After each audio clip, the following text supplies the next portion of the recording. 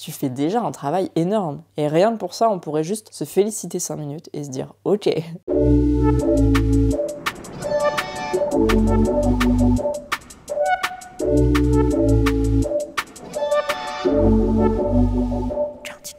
Hello mon Candid Kid et bienvenue dans ce premier épisode du podcast Candid Club que je sors enfin. Si tu savais combien de temps j'ai mis avant de me mettre sur ce canapé avec ces lights, avec cette caméra, d'avoir écrit mon premier épisode, c'était...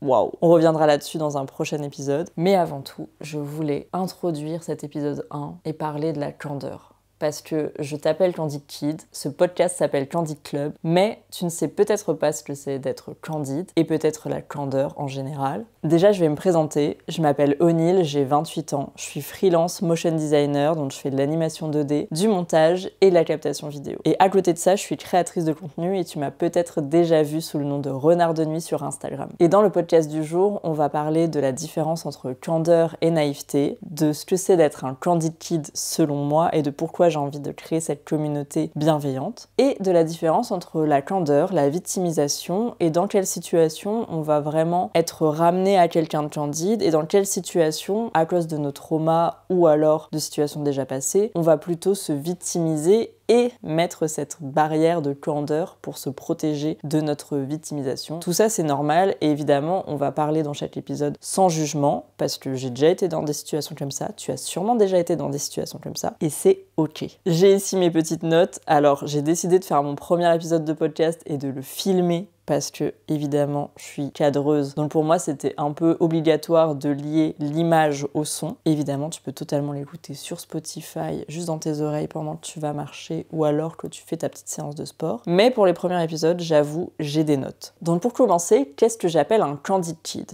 Pour moi, un Candid Kid, c'est une personne qui est toujours guidée ou qui a encore un lien avec son inner child, donc son enfant intérieur. Il y a certains termes qui seront dits en anglais. Franchement, je suis pas la meilleure dans cette langue, mais je trouve qu'ils sont beaucoup plus pertinents. Donc ce Candid Kid est guidé par son inner child, ou en tout cas a un lien encore avec lui, et qui ne se rend pas compte ou qui commence à réaliser la dureté de la vie. Il n'est donc plus dans la catégorie des enfants avec leur côté naïf, mais il n'est pas non plus dans la catégorie adulte avec l'œil plus fataliste. Il est donc un Candid Kid. Je suis une Candid Kid et tu es sûrement un Candid Kid si tu écoutes ce podcast. Si jamais tu veux proposer ta version de la définition d'un Candid Kid, n'hésite pas à le faire en commentaire ou alors en DM sur le Instagram de Candid Club que je te mettrai dans la description. Mais pour savoir si t'es un Candid Kid, il faut déjà connaître la différence entre candeur et naïveté.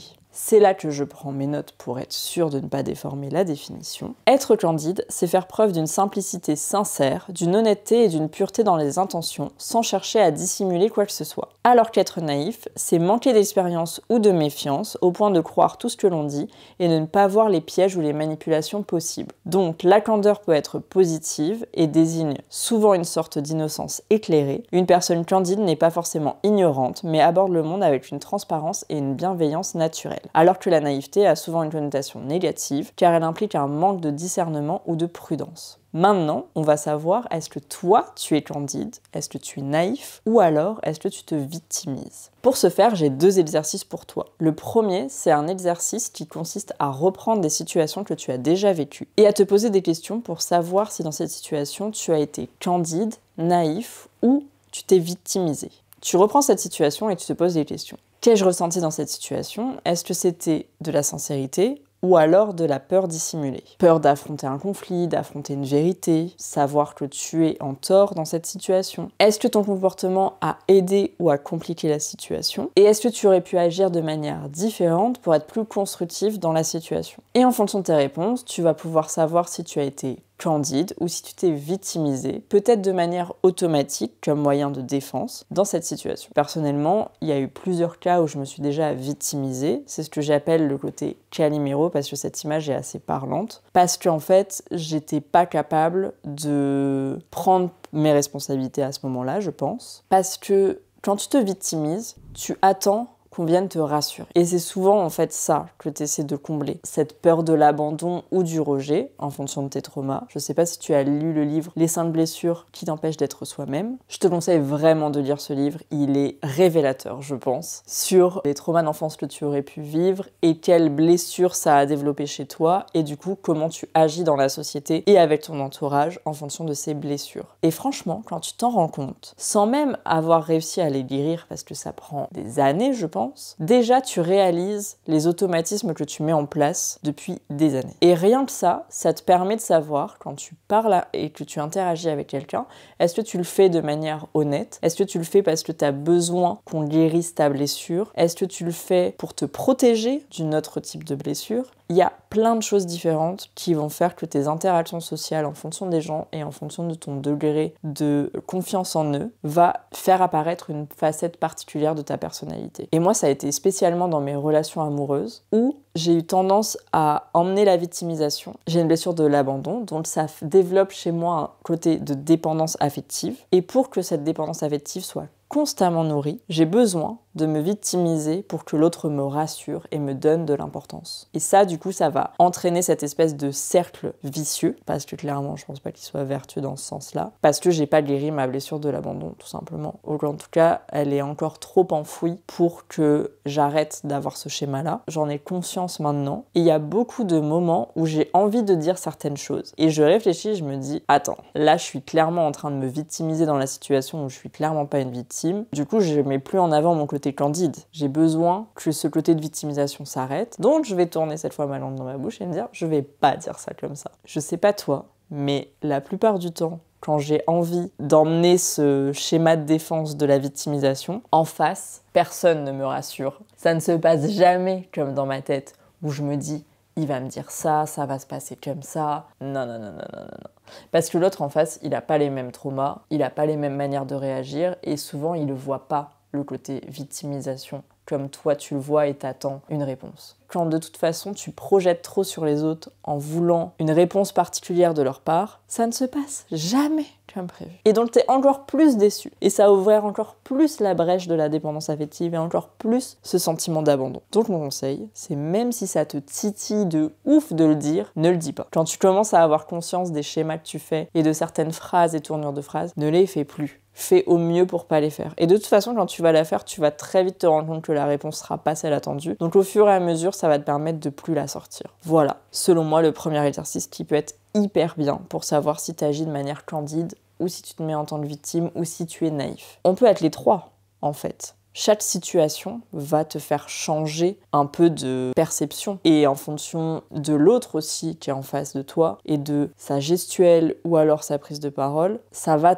t'induire dans un des trois schémas. Le deuxième exercice est vachement en lien avec le premier, c'est de vérifier ta sincérité. La prochaine fois que tu exprimes une pensée candide, à toi de vérifier si tu l'exprimes de manière sincère ou alors si c'est pour te dédouaner d'une situation ou provoquer une réaction chez l'autre pour te rassurer. Et si tu remarques que ton propos cherche à minimiser ton rôle dans la situation ou combler un manque chez toi, c'est probablement que tu te victimises plus que tu n'exprimes une pensée candide. Et c'est totalement ok, encore une fois, on n'est pas du tout là pour juger, mais plutôt là pour avoir une petite introspection et se dire, déjà, est-ce que je suis quelqu'un de candide naturellement? Comment je fais pour m'en rendre compte? Et maintenant que je fais ce processus de recherche, moi vis-à-vis de moi, est-ce que je le suis vraiment? Et dans toutes les situations. Et très souvent, la réponse est non. La réponse est non pour moi, elle est sûrement pour toi, et c'est ok. Encore une fois, on fait de notre mieux avec ce qu'on a. On n'a pas tous le même passif, on n'a pas tous la même manière de réagir. Le plus important, c'est d'avoir un peu ces rappels pour savoir si tu es en train de rentrer dans ton schéma vicieux habituel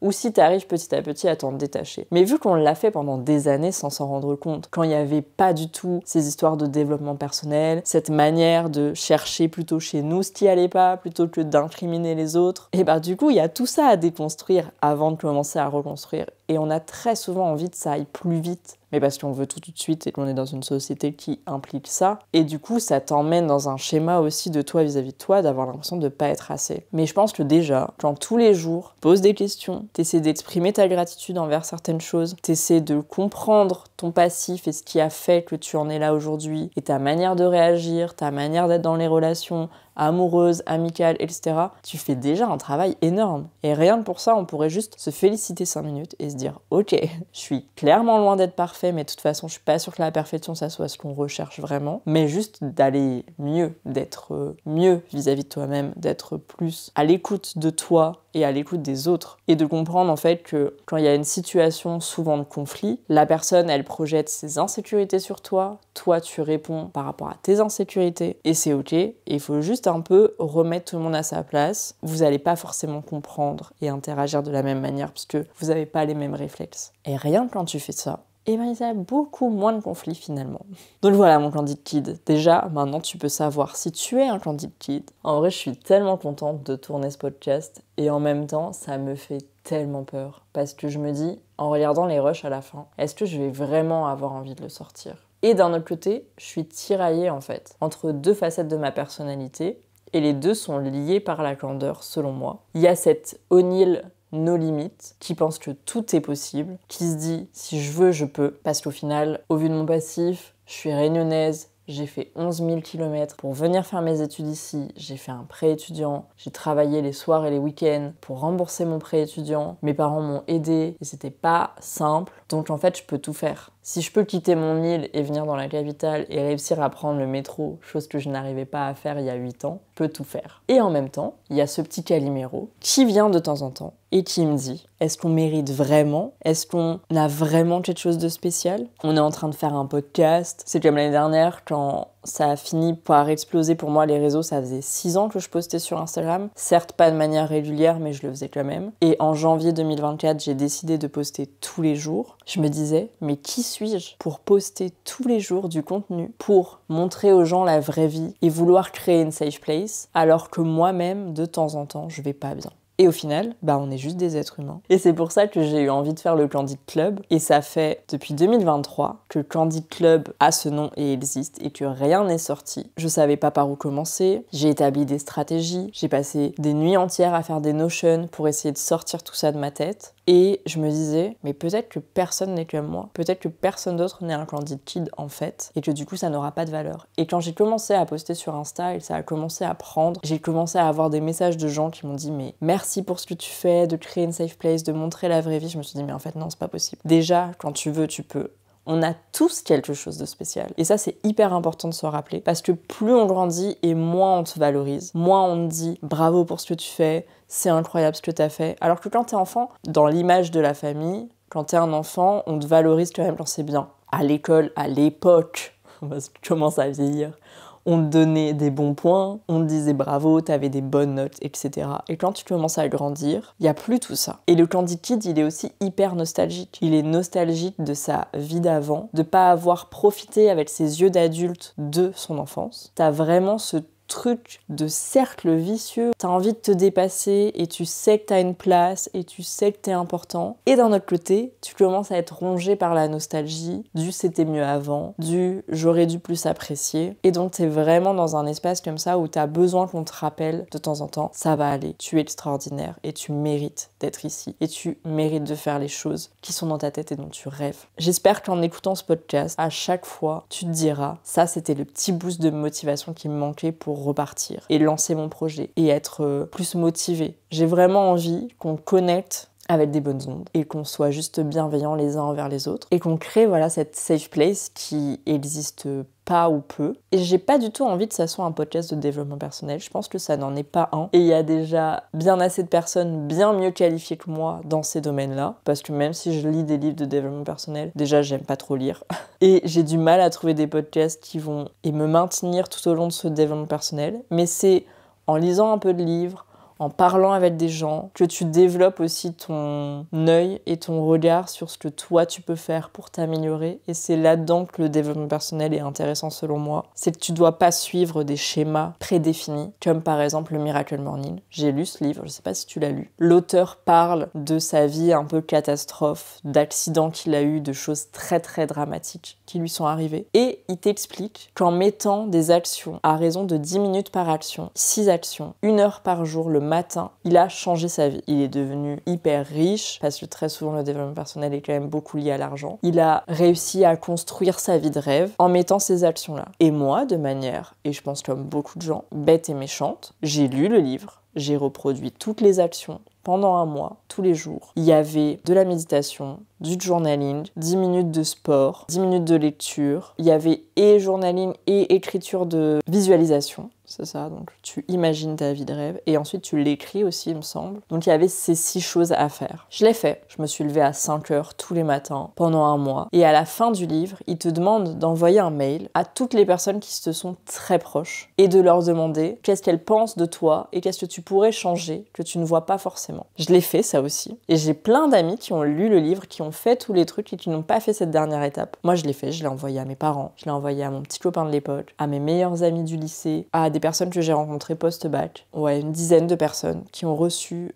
ce mail. Et j'avais posé du coup la fameuse question qu'est-ce que je pourrais améliorer et quelles sont mes qualités et mes défauts selon toi? Et j'ai eu des réponses tellement diverses. Mon père qui m'avait simplement répondu qualité 2 points, nanana, défaut 2 points. Ma meilleure pote qui m'avait fait un paragraphe énorme. Une amie qui n'est aujourd'hui plus mon amie, qui m'avait en fait, en relisant le mail, projeter toutes ces insécurités à elle. Ce qui est dur quand t'es un candid kid, c'est que voilà, parfois tu vas te victimiser de ça et parfois tu vas plus savoir faire la différence entre est-ce que là t'es candide dans la situation et tu le prends de manière très reculée et donc tu vas parfois pardonner à la personne, ce qui va peut-être t'emmener vers la naïveté, ou parfois est-ce que tu vas te victimiser de cette situation et te dire je comprends pas, j'aime mes amis, j'aime les gens autour de moi, pourquoi on m'en fout plein la gueule. Et en fait, il y a aussi de prendre ses responsabilités de qui est dans ton entourage. L'année dernière, il m'est arrivé énormément de choses. On est en 2024 aujourd'hui où je tourne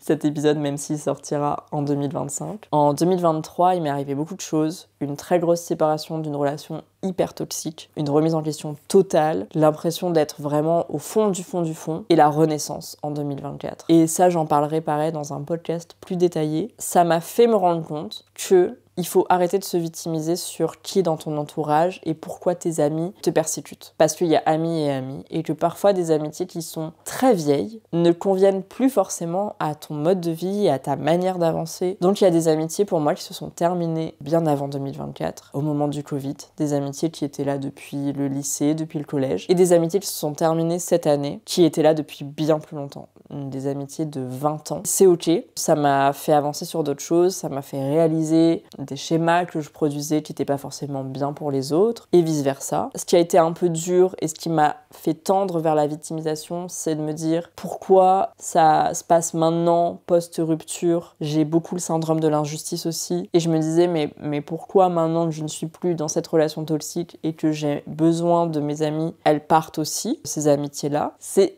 assez compliqué de prendre du recul sur la situation et d'arrêter de se dire en fait tout me tombe dessus et vraiment je suis Calimero et c'est horrible. Non, déjà tout se termine pour laisser quelque chose de nouveau commencer. Pour moi, je vois vraiment l'univers comme un truc de plein de blocs d'énergie, d'amitié, de choses, de travail, etc. qui s'empilent et qui rentrent dans une case et du coup elle est toute pleine. Et quand une amitié se termine, quand une relation amoureuse se termine, un travail se termine, ça laisse des espaces vides qui vont forcément être remplis par autre chose parce que l'univers n'aime pas le vide. C'est un peu ma représentation. Est-ce que c'est romancé? Très probablement. Est-ce que ça m'aide à mieux gérer la fin de certaines choses et d'être moins dans la nostalgie? Oui. Donc c'est une bonne chose, selon moi. Si tu aimes bien cette image, je t'en prie, vas-y, prends-la avec grand plaisir. Mais voilà comment je vois les choses et ça m'a fait prendre un recul énorme sur la fin de situation, sur la fin de cycle, etc. Et de totalement délaisser la partie nostalgie pour juste le côté hâte. Maintenant, j'ai hâte qu'il y ait une nouvelle chose qui prenne le relais. Je sais pas ce que ce sera,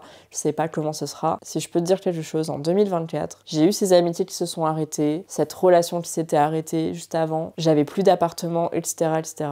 Et aujourd'hui, on est fin 2024. J'ai un appartement dans lequel je me sens super bien. Je me suis jamais sentie autant chez moi que maintenant, avec une décoration qui me correspond, où je peux inviter mes proches, que j'ai eu des amitiés, des relations qui se sont terminées, mais que j'ai rencontré tellement de gens et j'ai des amitiés fortes qui se sont créées en 2024 avec des personnes que j'aurais jamais rencontrées en n'ayant pas vécu tout ce que j'avais vécu avant. Et je te parlerai aussi de la relation avec soi-même dans un autre épisode parce que c'est vraiment ça qui m'a fait percer sur les réseaux déjà et ça m'a ouvert les yeux sur tellement de choses. Ce premier épisode sort mardi 7 janvier. Il y aura 17 épisodes dans cette première saison. Pourquoi 17? Parce que c'est mon nombre porte-bonheur. Pourquoi ça sort mardi 7? Parce que c'est mon chiffre porte-bonheur.